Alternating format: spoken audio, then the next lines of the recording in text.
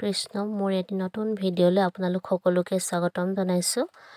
যিহেতু ভাদ মাহ চলি আছে সেয়েহে অসমৰ অন্য ঠাইৰ দৰেই আমাৰ গাঁৱতো শ্ৰীমদ ভাগৱত পাঠ ব্যাখ্যা অনুষ্ঠান অবিৰতভাৱে সোমবাৰৰ পৰা চলি আছে।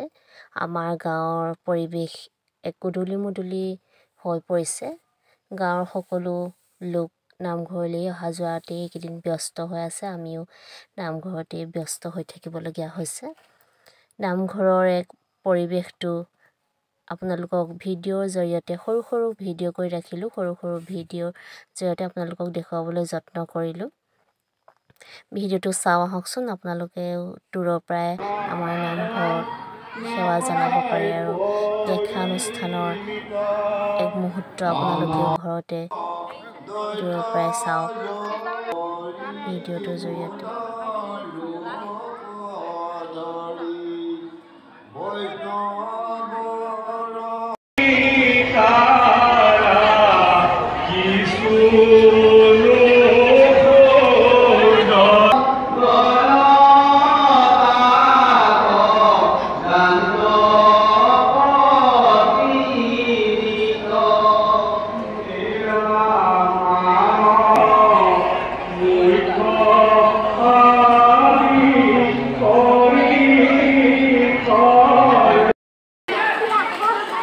বছৰ আগত ঢুকালে লৈ যেতিয়া আমি এইবোৰ সুপৰিচালিত কৰিব পাৰিম তেনেহ'লে আমাৰ চবেই কাম কৰিব।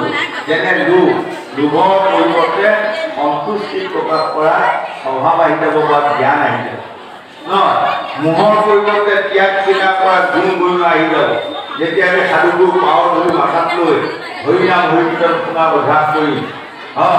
লোভ মোহ কামৰ পৰিৱৰ্তে আমাৰ ধৈৰ্য শক্তি আহিব, হয়নে? নহ'লে আমাক প্ৰত্যেকে কয় হৃদয়ত যিটো কাম শক্তি আছে, কাম শক্তিটো শক্তি কিমান বল কিমান জানে। আমাৰ প্ৰত্যেক মানুহৰে 40 কেজিৰ পৰা 70 কেজি ওজনৰহে বল আছে। ওচৰত গৈ আলোচনা কৰিলোঁ। হিৰণ্যকশিপুৰ সিদ্ধান্ত কৰিলে যে মই এটা ব্ৰহ্মাৰ পৰা বৰ বিচাৰি যাম, যিটো বৰে মোৰ অমৰ হ'ব। মই এনেকুৱা ধৰণে তপস্যা কৰিম, লাগিলে মই মৰি যাম, তথাপিও ব্ৰহ্মাৰ পৰা সেইটো বৰ ল'মেই সিদ্ধান্ত কৰিলে। তাৰপিছত ঘৈণীয়েকক মাতি আনি কয়াধুক ক'লে, সেই কয়াধু কাইলৈৰ পৰা মই তপস্যালৈ গুচি যাম। গুচি গৈ এনেকুৱা ধৰণে তপস্যা কৰিম, ব্ৰহ্মাক লগ কৰিম, মই ব্ৰহ্মাৰ পৰা অমৰত্ব বৰ ল'মেই, আৰু যদি মই এই বৰটো নাপাওঁ মই মৰি যাম। তেতিয়া কয়াধুৱে ক'লে, ঘৈণীয়েকে ক'লে, মই কি কৰিব লাগে প্ৰভু? নহয়, কাইলৈ পৰা যেতিয়া মই তপস্যালৈ যাম, আজি দিনটো মই তোমাক দি দিছোঁ, তুমি মোৰ পৰা যি লাগে লোৱা। তেতিয়া কয়াধু মাতৃয়ে ভাবিলে, এই দৈত্যজনৰ পৰা মই কি ল'ম?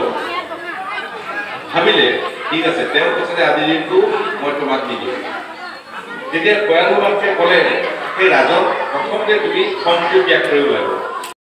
নাৰায়ণ নাৰায়ণ নাৰায়ণ এনেকে শব্দটো কৰি আছে, আৰু সেই শব্দটো হিৰণ্যকশিপুৰৰ কাণত থলকে সোমাই আছে। তেওঁ কাণত সোমাই আছে থলকে যে নাৰায়ণ শব্দটো।